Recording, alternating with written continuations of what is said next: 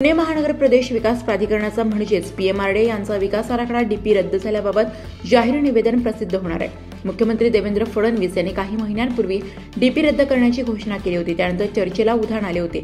या निर्णयाबाबत कायदेशीर अडथळे येऊ नयेत म्हणून पीएमआरडीएने न्यायालयात प्रतिज्ञापत्र सादर करून आपली बाजू मांडली होती।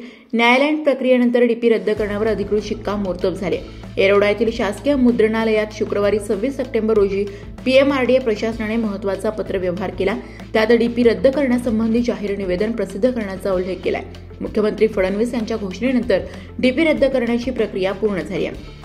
शासकीय मुद्रणालयाकडून जाहीर निवेदन प्रसिद्ध झाल्यानंतर निर्णयास अधिकृत स्वरूप मिळेल। डीपीमुळे गेल्या काही वर्षात पीएमआरडीएच्या हद्दीतील गावांमध्ये बांधकाम, झोनिंग आणि अंमलबजावणीबाबत अनेक तक्रारी आणि वाद निर्माण झाले होते। स्थानिक नागरिक, ग्रामपंचायती तसेच काही लोकप्रतिनिधींनी तीव्र विरोध दर्शवला होता। नियोजनांच्या अटींमुळे शेतकरी, नियोजन समितीचे सदस्य तसेच सामान्य नागरिकांना अडचणींना सामोरे जावे लागत असल्याचा आरोप झाला होता। मुख्यमंत्री फडणवीस यांनी या तक्रारी आणि विरोधाची गांभीर्याने दखल घेत डीपी रद्द करण्याचा निर्णय घेतला होता।